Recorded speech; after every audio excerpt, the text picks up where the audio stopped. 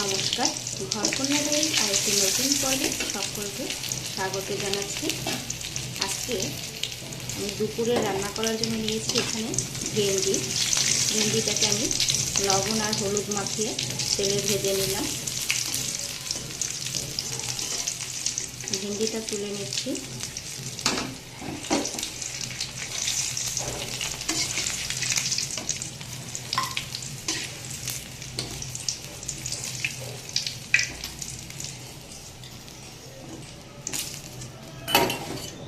ভেন্ডি ভাজা আমার হয়ে গিয়েছে। এবারে এখানে নিয়েছি করলাটাকে আমি চাক ভাজি করব। এটা ডালেও দেওয়া যেতে পারে ভাজি করে, তারপরে তা এটাকে আমি আগে ভেজে নেব। এরকম চাক ভাজি করলা খেতে কিন্তু বেশ ভালো লাগে।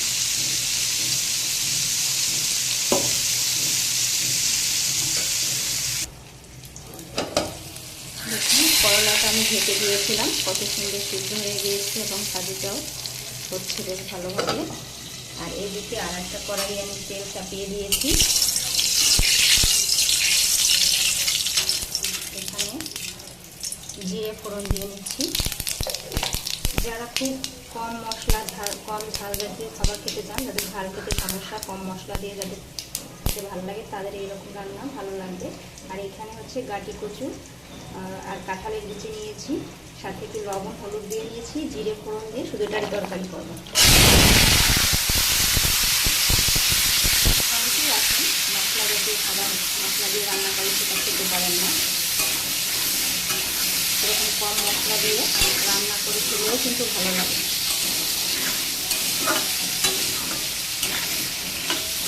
আর অতিরিক্ত মশলার কারণে রান্নার স্বাদ নষ্ট হয়ে যায়, যে তরকারির যে স্বাদ সেটা পাওয়া যায় না। আর কম মশলা দিলে তাদের সেই স্বাদ অক্ষুণ্ণ থাকে এবং খেতেও ভালো লাগে। আর সেটাই আমাদের শরীরের জন্য প্রযোজ্য। আমাদের শরীর কম মশলা জাতীয় খাবার খেলেই সুস্থ থাকবে। এটাকে এখন একটু ঢেকে দেবো।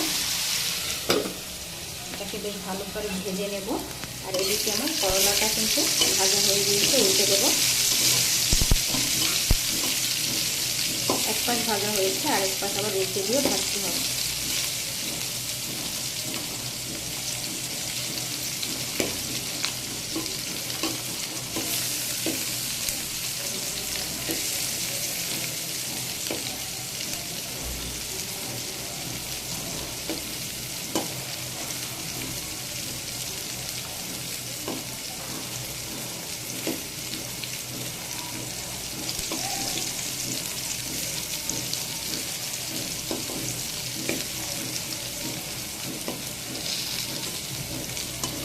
একটা করে উল্টে দিতে হবে, পরে দুটো পাশ ভালো করে ভেজে নিতে হবে।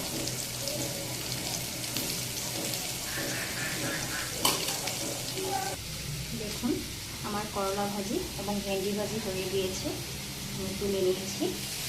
এইদিকে আবার কড়াইটাতে একটু তেল ছিল, ওটার ভিতরে নারকেল কড়াই ছিল, ওগুলো ভেজে নিচ্ছি। এটা এরকম করে ভেজে ভর্তা বানিয়েও খাওয়া যায়, মানে বাটা করেও খাওয়া যায়। সাথে একটু সরিষা বাটা, জিরে বাটা, যার যেরকম ইচ্ছে সেরকম দিয়েও খাওয়া যায়। ভেজে নিচ্ছি, তারপরে দেখি কী করা যায়।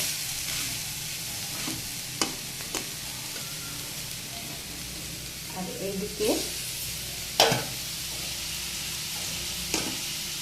আমি যে সবজিটা ভাজি বসিয়েছিলাম, গাটি কচু আর কাঁঠালের বিচি বেশ ভালো করে ভাজা হয়ে গিয়েছে। এখন আমি এখানে ঝোল দিয়ে দেবো, ঝোলের জন্য জল দিয়ে দেবো।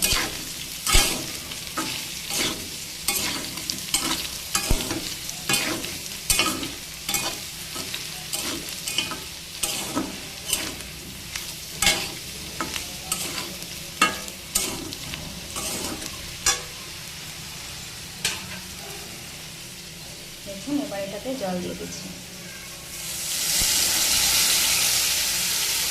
খুব বেশি দেবো না, যেহেতু ডাল রান্না করবো সেহেতু একটু ঝোলটা কম করবো।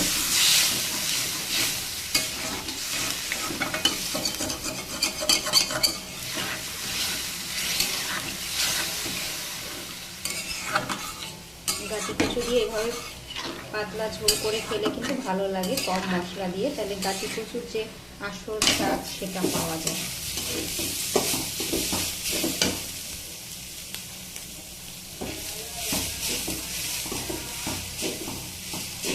এইদিকে নারকেলটাকে ভালো করে নেড়ে চেড়ে ভেজে নিতে হবে। এটা নাড়াচাড়ার উপরেই রাখতে হবে, না হলে আবার নিচটা পোড়া লাগতে পারে। তার জন্য ভালো করে নাড়তে হবে, সবসময় দিয়ে রাখা যাবে না।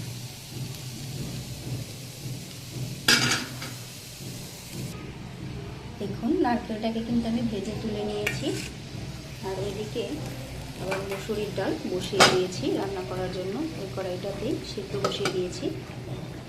আর এইদিকে গাটি কচু এবং কাঁঠালের বিচি দিয়ে তরকারি, যে আমার কাঁঠাল বিচিও সিদ্ধ হয়ে গেছে আর গাটি কচুও সিদ্ধ হয়ে গেছে। এখন আমি ঝোলটা নামিয়ে নেব।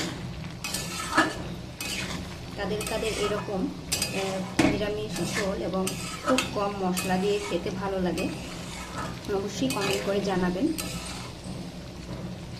অনেকেই আছেন ঝাল খেতে পারেন না, তারা এরকম করে খাবেন। ঝাল ছাড়াও কিন্তু রান্না খেতে খারাপ লাগে না, কম মশলা এবং ঝাল ছাড়া রান্না। আমি ঝোলটা তুলে নেব। আর এইদিকে দেখুন গাটি কচু ঝোল আমি তুলে নিয়েছি।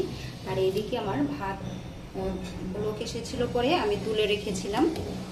দেখুন তাতে কিন্তু আমার ভাত প্রায় হয়ে গিয়েছে। এরকম করলে গ্যাসটাও কম লাগে, গ্যাসের অপচয় হয় না, আর সাথে আমার একটা অন্য তরকারিও রান্না হয়ে গেল, এদিকে ভাতটাও হয়ে গেল। আর একটু জাল দিয়ে তারপর ভাতটা নামিয়ে নেব।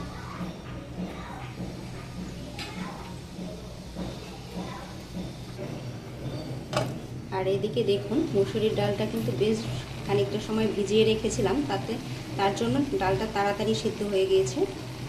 আর একটু থাকবে, তারপরে রান্না করব। আর এদিকে ভাত দেখুন আমার ডালটা সিদ্ধ হয়ে গিয়েছে। এবারে আমি ডালটাকে ভালো করে পিষে নেব, একদম মিহি করে ফেলবো। আর এদিকে ডালের জল গরম বসিয়ে দিয়েছি, গরম জলের ভিতরে আমি ডালটা দিয়ে দেবো। তা দেখুন আমার ডালেও ফোড়ন দেওয়া হয়ে গিয়েছে, জিরে ফোড়ন দিয়েছি ডালে। আর ডাল রান্নাও কিন্তু প্রায় হয়ে গিয়েছে, ফোড়ন দেওয়ার পর আর বেশি সময় জাল দিতে লাগবে না। আর এদিকে আমার গাটি কচুর তরকারি করেছি, করলা ভাজি, ভেন্ডি ভাজি আর নারিকেলটা ভাজি করেছি। আজকে আমার এই রান্নার ভিডিওটা কেমন লাগলো অবশ্যই কমেন্ট করে জানাবেন। সকলের জন্য রইল শুভকামনা।